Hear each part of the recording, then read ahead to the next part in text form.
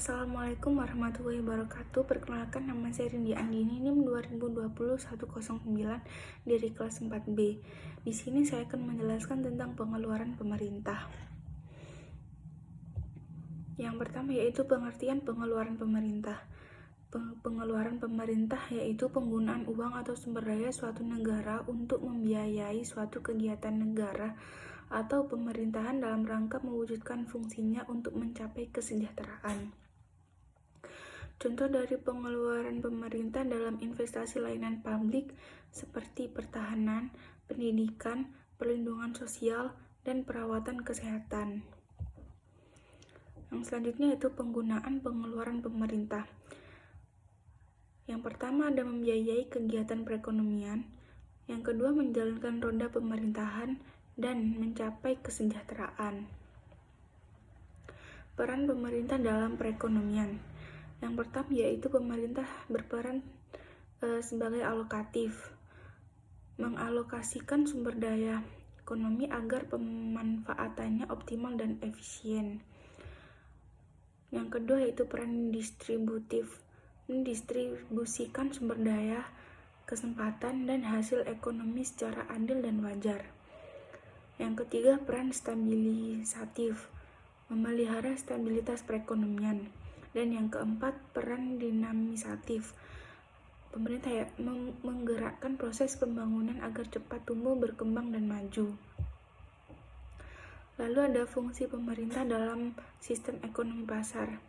Yang pertama yaitu menyediakan kerangka hukum dan sosial.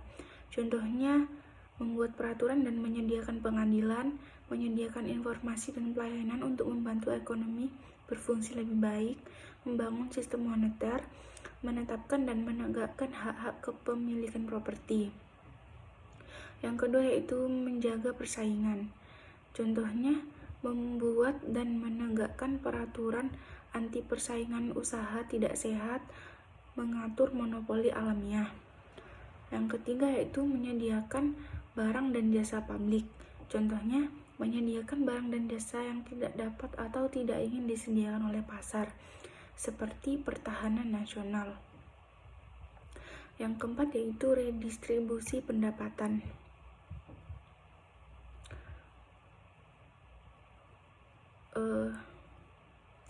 Lalu yang selanjutnya mengatasi eksternalitas.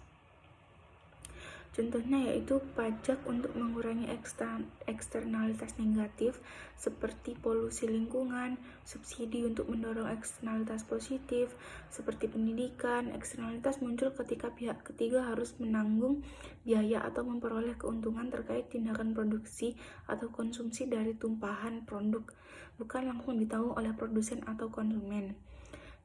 Lalu menstabilkan ekonomi.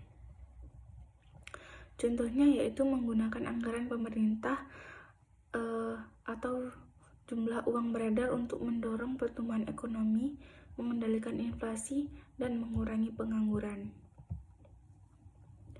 Dasar teori pengeluaran pemerintah. Rumusnya yaitu Y sama dengan C plus I plus G plus buka kurung X min M tutup kurung. Ini merupakan teori dari kaum Keynesian yang bermakna kenaikan pengeluaran pemerintah akan menyebabkan kenaikan pendapatan nasional. Yang selanjutnya yaitu sebab meningkatnya pengeluaran pemerintah. Menurut Watnier ada beberapa sebab. Yang pertama yaitu tuntutan peningkatan perlindungan keamanan dan pertahanan. Yang kedua, kenaikan tingkat pendapatan masyarakat. Yang ketiga, urbanisasi yang mengiringi pertumbuhan ekonomi. Yang keempat, perkembangan demokrasi. Dan yang terakhir, ketidakefisienan birokrasi. Lalu, teori Rostow dan Musgrave menghubungkan pengeluaran pemerintah dengan tahap pembangunan. Tahap awal yaitu rasio pengeluaran pemerintah terhadap pendapatan nasional relatif besar. Tahap lanjut yaitu peralihan aktivitas pemerintah dari penyedia prasarana ekonomi menjadi pengeluaran untuk pelayanan sosial seperti kesehatan dan pendidikan. Yang terakhir yaitu dalam keadaan normal, kenaikan pendapatan nasional menaikkan penerimaan dan pengeluaran pemerintah. Jenis pengeluaran pemerintah itu ada dua, yaitu yang pertama pengeluaran rutin dan yang kedua pengeluaran pembangunan. Pengeluaran rutin ada 4, yaitu belanja pegawai, belanja barang, subsidi, angsuran, dan bunga utang pemerintah. Yang kedua itu pengeluaran pembangunan, itu dibagi menjadi 2, yaitu pengeluaran pembangunan yang dibiayai dengan rupiah dan pengeluaran pembangunan yang dibiayai dengan bantuan proyek.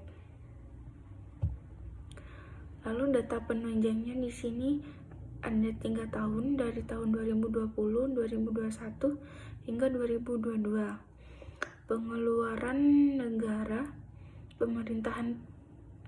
pengeluaran pemerintah pusat tahun 2020 sebesar 1.832.950 dalam miliar rupiah, mengalami peningkatan di tahun 2021 dan meningkat lagi di tahun 2022.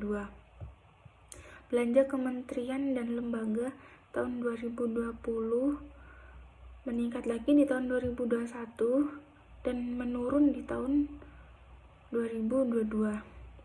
Belanja non-kementerian dan lembaga di tahun 2020 meningkat di tahun 2021 dan meningkat juga di tahun 2022. Pengeluaran daerah di tahun 2020 meningkat di tahun 2021 dan menurun di tahun 2022. Transfer ke daerah di tahun 2020 menurun di tahun 2021 dan meningkat di tahun 2022. Transfer ke daerah di tahun 2021 meningkat di tahun Transfer ke daerah di tahun 2020 meningkat di tahun 2021, meningkat juga di tahun 2022. Dana pengembangan di tahun 2020 meningkat di tahun 2021 dan meningkat di tahun 2022. Dana insentif daerah di tahun 2020 menurun di tahun 2021 dan menurun lagi di tahun 2022. Dana otonomi khusus dan dana keistimewaan DI Yogyakarta di tahun 2020, di tahun 2021 menurun dan di tahun 2022 menaik. Dana desa tahun 2020 tahun 2021 mengalami kenaikan dan di 2022 mengalami penurunan. Lalu studi kasus. Pada tahun 2021 adanya pandemi COVID-19 pada sepanjang tahun 2021 menimbulkan banyak kerugian, terutama bagi pemerintah. Tagihan biaya rumah sakit mencapai 23 triliun yang harus dibayar pada tahun 2022. Tagihan tersebut merupakan imbas dari pandemi COVID-19 varian Delta yang menyebabkan banyak masyarakat terinfeksi dan harus dirawat di rumah sakit. Tak hanya itu, pemerintah juga mengeluarkan banyak dana untuk bantuan sosial dan juga vaksinasi untuk masyarakat. Tunggakan pemerintah atas biaya rumah sakit membutuhkan anggaran sebesar 11,9 triliun untuk tahap 2 di tahun 2021. Sebelumnya pemerintah juga masih memiliki tunggakan untuk pembayaran biaya rumah sakit imbas dari COVID pada tahun 2020 sebesar 2,69 triliun. Terima kasih. Wassalamualaikum warahmatullahi wabarakatuh.